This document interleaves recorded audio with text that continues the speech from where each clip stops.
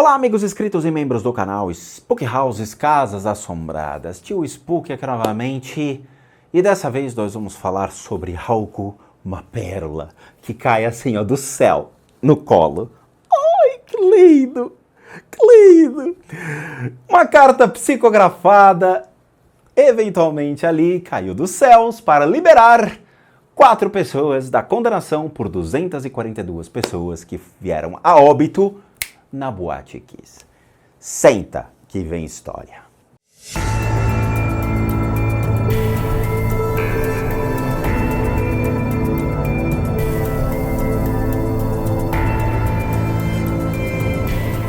Pois é, meus amigos, parece piada, parece brincadeira, parece realmente histórias que a sua avó conta. Netinho, tu lembra da carta psicografada que caiu dos céus? Que coisa, hein, Netinho?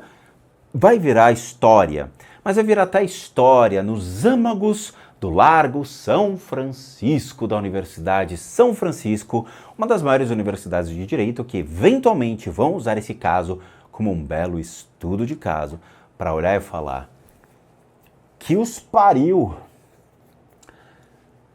A gente tem que separar muitas coisas. A lei é feita dos homens e para os homens. Não é Deus que faz as leis. Não é uma religião que vai predeterminar uma lei. A lei é feita dos homens e para os homens. Uma sociedade, ela se reúne, predetermina uma lei de existência entre as pessoas dentro de uma comunidade.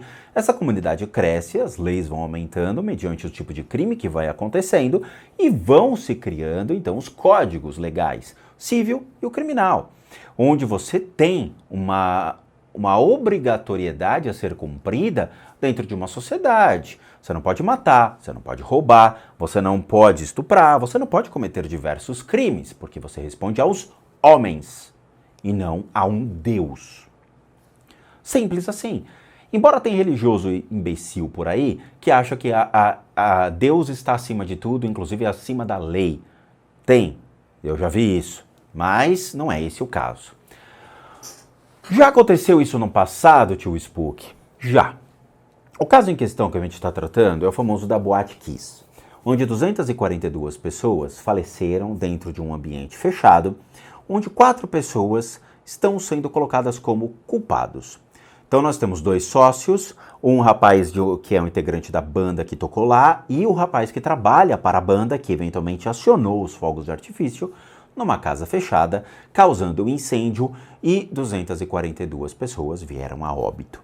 Essas 4 pessoas, então, foram julgadas na data de ontem, acho que foi dia 10 de dezembro, e a pérola do dia foi que a advogada utilizou-se de uma carta psicografada para poder libertar, então, essas pessoas por meio de um pedido de alguém.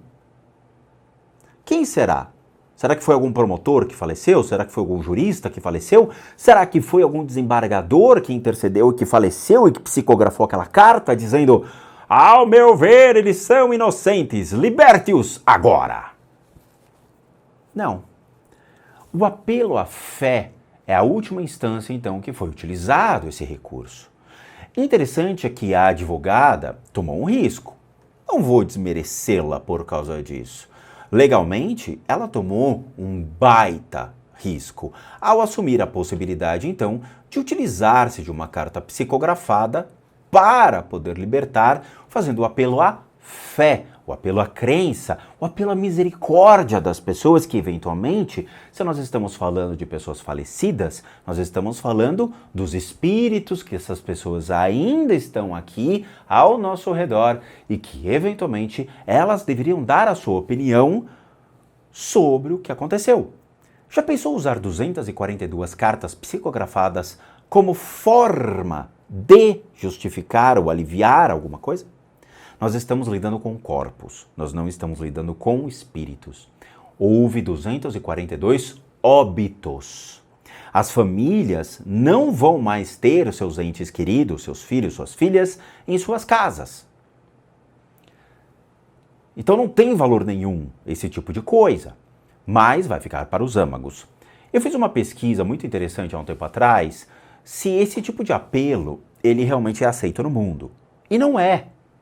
Nos Estados Unidos, muitos advogados tentam libertar os seus clientes de possíveis condenações de assalto, latrocínio, ou eventualmente qualquer tipo de comportamento contra seu cônjuge, né? Seus relacionamentos, culpando quem? O diabo, o demônio.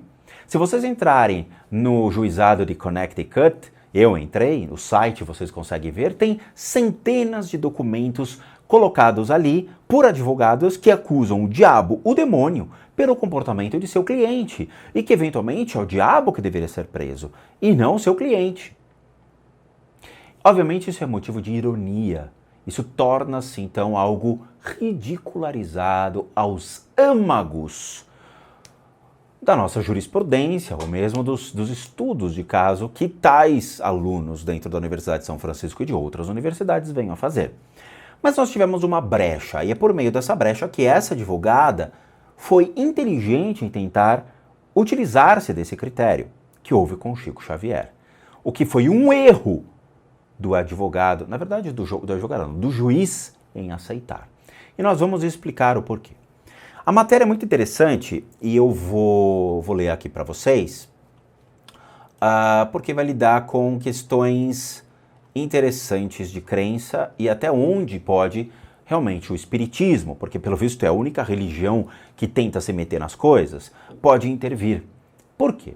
O espiritismo criado por Allan Kardec entre o século XVIII e XIX na França é diferente do espiritismo que nós temos hoje aqui no Brasil, o qual se ramifica de uma maneira tão absurda que as pessoas estão começando a falar com alienígenas. Então o cara sente, peraí, eu estou me comunicando aqui com um Sirius, não, é Pão Sirius, foi aqui deu errado. Então o espiritismo torna certas proporções abrasileiradas que assusta. Então você tem figuras que vão surgindo, como essas figuras que abusam de menores de idade e acabam engravidando crianças, que são... Como é que é o nome daquele cara que acabou engravidando uma criança? É João de Deus. Engravidou criança, não foi? Ele tinha relações com a filha de 10, 11 anos e tal. Essa promiscuidade. Eu não sei se ela engravidou, mas ele tinha essa promiscuidade, né? Aí você fala, porra, por que ninguém levantou isso? Por que ninguém falou isso? Né? Espírita tendo relações com menores de idade, engravidando crianças. Você fala, que mundo é esse? Será que os líderes, os seus guias e mentores permitem com que esses espíritas aí, né? Porque eu não sei, acho que não é só o João de Deus que faz esse tipo de coisa, mas ter relações com menores de idade, por exemplo. Né? E o João de Deus ficou 40 anos trabalhando como médium numa casa espírita. Está na internet. Como diria o Nando Moura, procura na internet, né? Procura no Google. Vamos lá. Leitura da carta psicografada no júri não é tática inédita, mas divide opiniões. Durante o julgamento de um dos casos mais tristes da história recente no Brasil, e realmente é triste, tanto que eu nem fiz vídeo sobre, em respeito à família, o sofrimento, tá? Eu realmente esperei ter esse término para a gente poder falar sobre. O incêndio na Boate Kiss resultou em 242 pessoas falecidas em janeiro de 2013, ou seja, são particularmente 8 anos.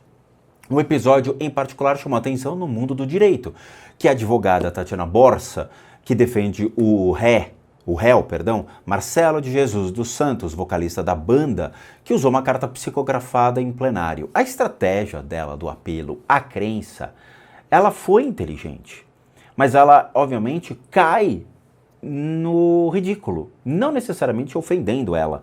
No ridículo eu digo, todos os juristas que estavam lá, obviamente o juiz, ele vai olhar e vai falar, por favor, não faça esse tipo de coisa porque não vai ter o apelo à crença. Mas por quê? Em um dos casos funcionou. No momento dos debates entre acusação e defesa, a advogada citou a carta psicografada atribuída a Guilherme Gonçalves, uma das vítimas do incêndio, que teria pedido para que as pessoas parassem de procurar culpados pela fatalidade. Os responsáveis também têm famílias e não tiveram qualquer intenção quanto à tragédia acontecida. Shit happens. Merda acontece. Alguém colocou incêndio naquela casa, a casa não tinha, né? Tacou incêndio, ou seja, gerou um incêndio. O cara foi lá, mexeu nos fogos de artifício numa casa fechada, pegou fogo. Vamos correr? Vamos correr. Tudo fechado. A casa não tinha uma segurança, uma estrutura. Eu não sei se tinha um alvará da prefeitura, eu não fui atrás. Não sei se os bombeiros já tinham dado laudo dizendo que a casa estava ok. Eu não sei também se de repente foi ordem do dono. Eu vi boatos, supostamente, que o dono não queria que as pessoas corressem em relação a não pagar ali a comanda. Então o pessoal que estava correndo, os seguranças barraram ou fecharam todas as saídas. Eu não sei, mas parece que foi uma puta especulação a respeito disso, tá? O texto faz parte do livro Nossa Nova Caminhada, que reúne supostas cartas psicografadas de 7 jovens que morreram em incêndio. O livro foi lançado pelos pais das vítimas e foi incluído nos autos do processo a partir da absolvição do músico. Tatiana Borsa mostrou, ao pedir a absolvição do músico, a Tatiana então mostrou um vídeo com a carta de Guilherme Gonçalves em que ele aconselharia as pessoas a aceitarem as determinações divinas. É óbvio que isso não ia acontecer. É óbvio, né? O dia que o espiritismo tiver um peso jurídico, aí eu sinto muito, né? Aí você vai ter o promotor de justiça e o médium psicografando sentenças que estão vindo do além. Peraí, acabei de receber um habeas corpus de um promotor que faleceu e ele quer participar do caso, né? Imagina, você vai ter um médium trabalhando junto, psicografando ali habeas corpus, psicografando, então, sentenças. Porra, que legal que seria, não é mesmo? Para que eu quero descer. O mundo está girando muito rápido. O uso de uma das cartas psicografadas no tribunal do júri dividiu opiniões entre operadores do direito ouvidos pelo Conjur. Para o jurista, professor de Direito Constitucional e colunista, Lênio Streck, a leitura da carta transformou o julgamento em um show de horrores. A questão não é apenas que se trata da uma prova válida. O ponto é, vale tudo no júri? Qual é o limite? Não existe limite. Não existe. Eu processei um cara que ele mentiu do começo ao fim na sua resposta, na réplica. Ele mentiu do começo ao fim. E ele prega no canal dele para que não se minta. O cara mentiu. Vale tudo. Na frente de um juiz, vale tudo. Tem gente que dança, chora, sapateia na frente de um juiz. Vale tudo. A leitura da carta e o modo como foi feita, a especularização, transformou o julgamento em um show bizarro. Alguns colegas falam em extremo constrangimento. É óbvio. Outros em show de horrores. De fato, parece que foi ultrapassado o rubicão da especularização do júri.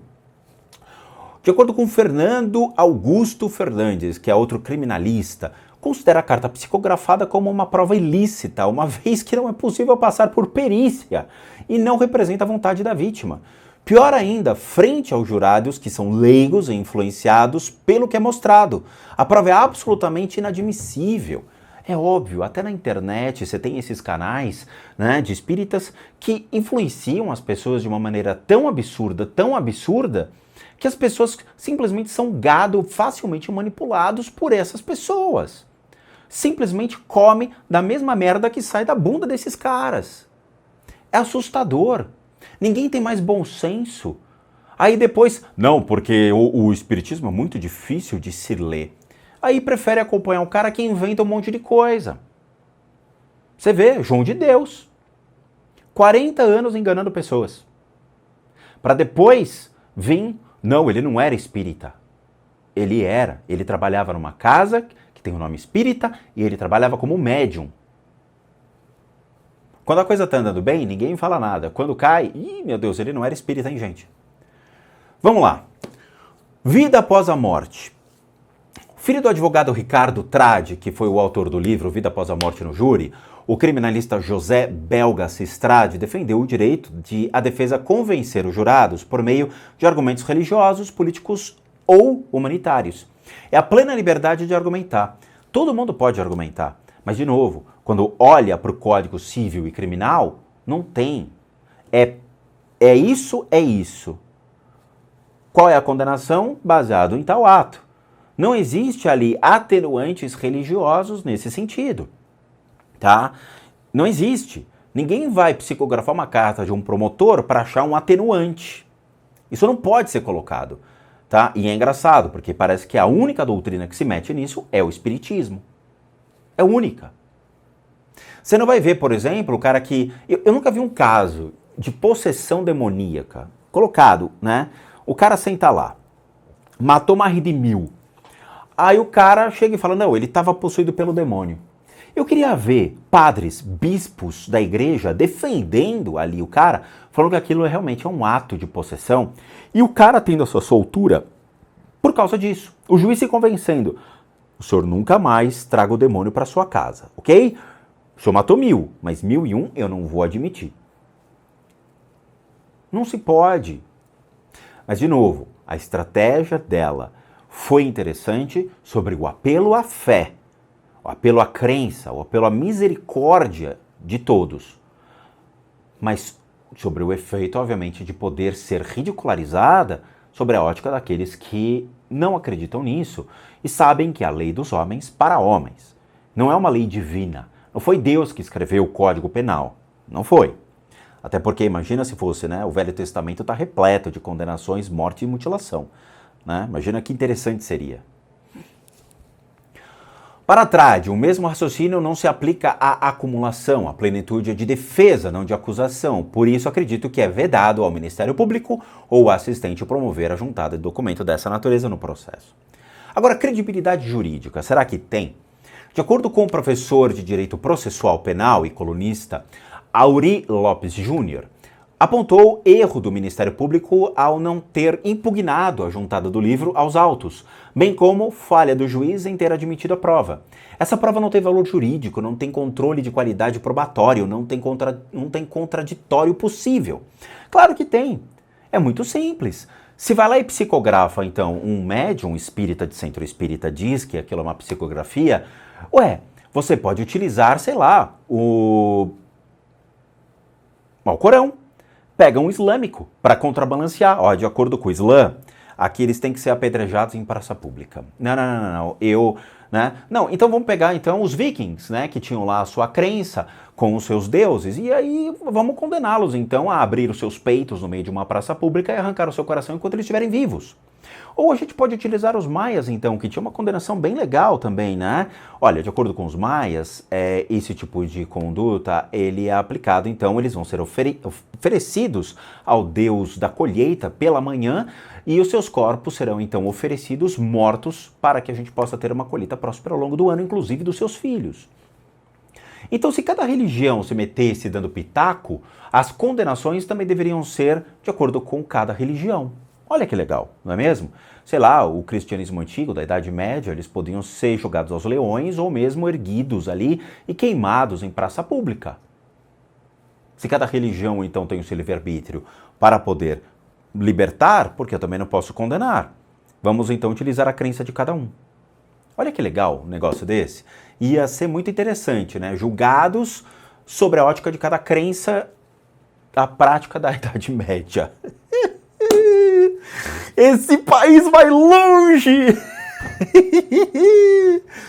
Como o julgamento do júri se dá por íntima convicção, o Auri então ressalta que não será possível saber se a carta influenciou ou não na decisão dos jurados. Por conta disso, provas dessa natureza, que não têm credibilidade jurídica, não devem ser admitidas na origem quando entra no processo.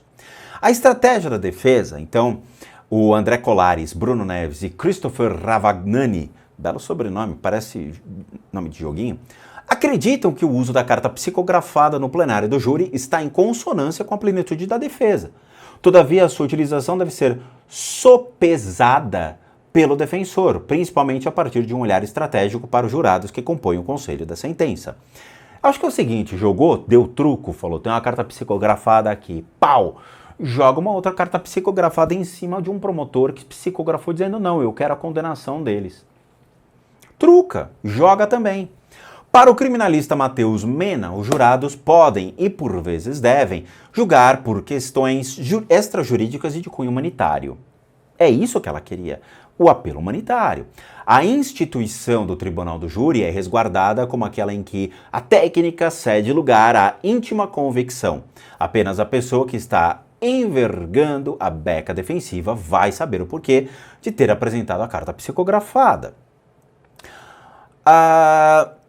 Tem alguns aspectos interessantes aqui sobre o cunho da religião, né? Afinal, o Brasil é um país multicultural onde impera a laicidade do Estado. Mentira! Isso não é mentira, não existe um Estado laico, tá? Todo mundo sabe que aqui o Brasil é cristão até que me prove o contrário, até porque o seu líder supremo se diz cristão, fazendo um monte de meleca na política, e aí todo mundo que é lambe-saco do cara se coloca como cristão também. Isso aqui não é laico, tá? Nunca, tá? Mas vamos fingir que é, tá? E que nos obriga a conviver com a diversidade religiosa. A palavra é certa, obriga, porque parece que ninguém realmente quer entender a religião do próximo. Eu fui 10 anos espírita, 10 anos, trabalhei em centro espírita, eu sei exatamente o que está acontecendo aqui. Então, se colocar no lugar do próximo e entender a sua crença, ninguém quer, todo mundo quer se autodenominar o que não é. E é exatamente isso. Agora, o fato de Chico Xavier. Aconteceu uma exceção na história, e essa exceção foi questionada, e muito questionada, pelos tribunais sobre tal ato. O uso de uma carta psicografada em plenário, ele não é algo inédito. No Rio Grande do Sul, em 2006, Yara Marques Barcelos, ela foi absolvida da morte de seu amante, o tabelião Herci, após a leitura de uma suposta carta da vítima que foi psicografada pelo médium Jorge José Santa Maria. A carta foi contestada no Tribunal de Justiça Gaúcho e o Ministério Público pediu a nulidade do julgamento e apontou que o documento teria influenciado jurados de forma indevida. É óbvio, é o apelo à crença, o apelo ao sobrenatural. Se for assim, eu vou levar milhões de consciências de espíritos num julgamento e cada um vai fazer ali a sua psicografia. Em novembro de 2009, então, o TJ do Rio Grande do Sul manteve a absolvição e considerou que a decisão dos jurados não foi manifestamente contrária às provas dos autos. O relator desembargador Manuel José Martins Lucas afirmou que o exercício da religião ele é protegido constitucionalmente. Sim, ele é. E cada um dos jurados pode avaliar os fatos levantados no processo conforme suas convicções. Não pode utilizar-se o apelo à crença. De novo, se a gente está se baseando num crime, esse crime está sendo julgado de homens para homens, eu não posso utilizar-se de fatores sobrenaturais para poder precificar algo que está acontecendo. Eu não posso me basear na fé. Quem utiliza a sua fé, infelizmente, numa situação dessa, são pessoas que não têm a devida segurança entre separar o que é o racional do que é o emocional. São pessoas que simplesmente são vítimas da ignorância. Não tem outra palavra para dizer algo desse tipo. Por que suas vítimas de uma ignorância? Porque fazer o apelo à fé torna-se a última instância que um advogado vai fazer. Porque depois de ver todos os seus clientes condenados e sentenciados, ele vai apelar. É óbvio que ele vai utilizar de um recurso que seria um apelo fora daquilo que está nos autos. Então ele cria uma carta psicografada, na qual não se sabe de onde veio, não se sabe quem realmente psicografou, não se sabe se é real. E eu vou mostrar para vocês isso ainda, a veracidade das psicografias. Então se prepare, porque vai ter muita bundinha rodando por aí. Então especula-se que, novamente, o apelo às emoções, então o cara, ai que lindo, então deixa, solta. Isso é um absurdo. As pessoas não sabem separar. Novamente, as emoções, elas são tão afloradas assim que a pessoa não sabe separar o racional da sua crença, o racional da sua fé, usar realmente o bom senso dizendo, desculpa, a religião fica fora daqui, cara. Nós estamos falando de um caso que aconteceu, a religião fica de lado. Eu não posso fazer o apelo à fé e exercer isso de uma maneira com que as pessoas falem, então tá certo, vambora, deixa aí, deixa quieto.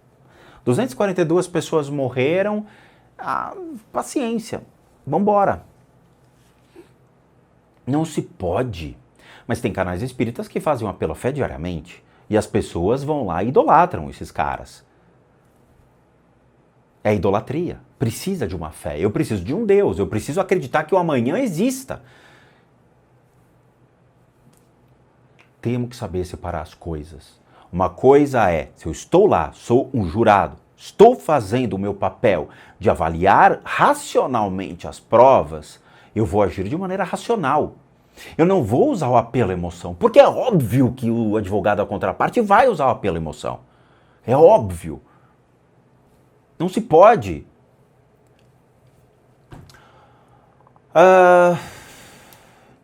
O relator desembargador, então, afirmou que o exercício da religião é protegido, blá, blá, blá. Tá bom. Médium mais renomado do Brasil, Sr. Chico Xavier, que faleceu em 2002. Também usou seus dons espirituais em tribunal do júri.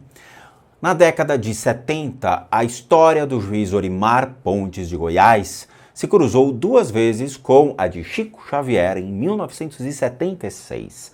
Eu nasci em 75, hein? O médium psicografou o depoimento de Henrique Emanuel Gregores, assassinado por João Batista França durante uma brincadeira de roleta russa.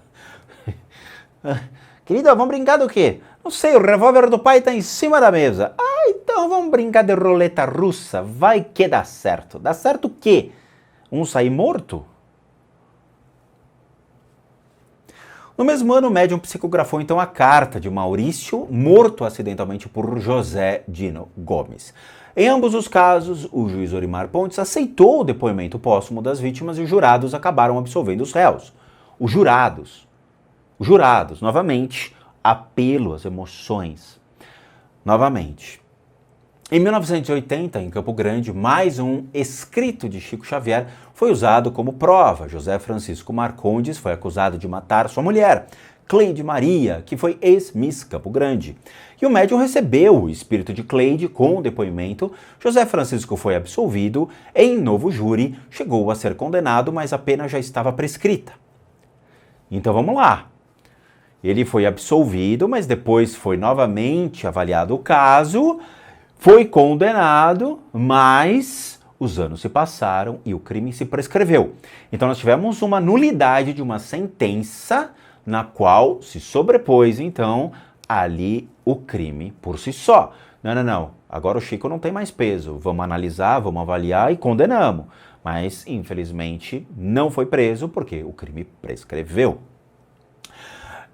E esse caso, inclusive, é retratado no livro Vida Após a Morte no júri, pois o réu foi defendido pelo criminalista Ricardo Trade, considerado um dos maiores um dos maiores tribunos da história do Mato Grosso do Sul. Na obra, o advogado cita 3 mensagens psicografadas de Chico Xavier, enviadas pela mulher, inocentando o marido, que foram usadas em plenário. Se liga nisso. Defesa de réus no júri da Boate Kiss apresenta a suposta carta psicografada de uma das vítimas da tragédia.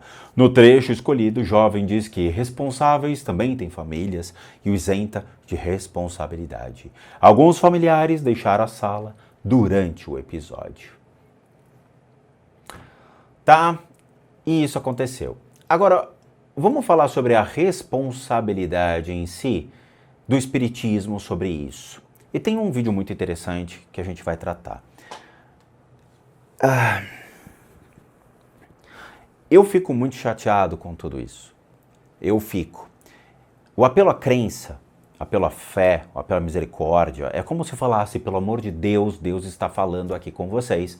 Eles não têm culpabilidade. Não adianta. A lei é feita dos homens e para homens. Deus não escreve as leis. As religiões não predeterminam as leis de uma comunidade, de uma sociedade. Essas leis, elas são devidas à ética, à moral e a outros pontos que trazem conceitos que realmente fazem com que as pessoas saibam conviver em paz dentro de uma sociedade. Sem crimes, sem maldade, pessoas podendo caminhar na rua sem ser molestadas. Isso não acontece? Claramente que não. Né? A bandidolatria nesse país fala muito mais alto do que realmente ter uma população segura. Então, tem muita gente por aí que acha divertido cultuar a bandidolatria. O cara roubou o telefone, o cara é meu herói, né? Infelizmente, tem até certos podcasts que recebem essas pessoas. O cara sai da cadeia e vai direto pro podcast para dar entrevista, né? Então, porra, amigo, tu pegou quantos anos? Peguei 60 anos, matei 12. Porra, que legal, mano, toma aí uma. a bandidolatria nesse país, tá? Infelizmente, usar o apelo à crença ele torna-se então uma estratégia do mecanismo de defesa. É o último apelo, é a última instância. Os Estados Unidos tentaram ocupar o demônio por muitas vezes e até mesmo a Lorraine Warren caiu no ridículo por causa desse tipo de coisa. Em outros lugares do mundo também, tá? Infelizmente, usar o espiritismo como essa ferramenta só demonstra a fragilidade de uma doutrina. E a gente vai mostrar para vocês, na continuação desse vídeo, o que está por detrás, então, de depoimento de pessoas que viram isso acontecer. E que, eventualmente, se a contraparte pudesse ter acesso, derrubaria até mesmo essa psicografia, tá? E invalidaria logo de uma vez. Até porque não ia ter peso nenhum. Dentro, hoje da lei, esse tipo de coisa não tem mais apelo. Infelizmente, o júri popular colocou-se acima a sua crença e utilizou-se da psicografia do Chico Xavier. Eu não utilizaria.